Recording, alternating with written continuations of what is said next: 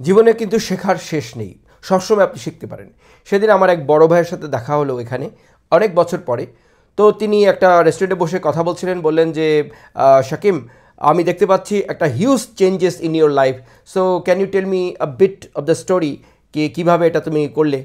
So আমি বললাম, তেমন কিছু তো আসলে বলার নেই, তুমি সবই দেখছো। আমি তিনটা জিনিস আসলে ফলো করি। একটি হচ্ছে যে আমি মিথ্যে কথা বলি না, number one, no matter what, মিথ্যে কথা বলি না। নাম্বার টু, ওয়াদা করলে ওয়াদা আমি অবশ্যই রাখি, সেটা যেভাবে হোক। আর যদি মনে করি যে না, তাহলে আমি ওয়াদাই করি না। আর যদি কোনো কারণে ছুটে যায়, তাহলে নেক্সট টাইম যখনই দেখা হয় সরি বলে ওটাকে মেনটেন করে নিই। আর তৃতীয়টা হচ্ছে, আমি একটা মুক্ত হস্তে কেউ যদি চায় আমি দান খয়রাত করি। তিনি বললেন, সবই ঠিক আছে, আমি যতদূর তোমাকে জানি এই শেষের যে জিনিসটা, এটাতে তুমি একটু অসতর্ক, কিঞ্চিত অসতর্ক। আমি বললাম, কিভাবে? বলে, তোমাকে যেই চায় তুমি দাও, কিন্তু এখন থেকে একটু বুঝে শুনে দেবে।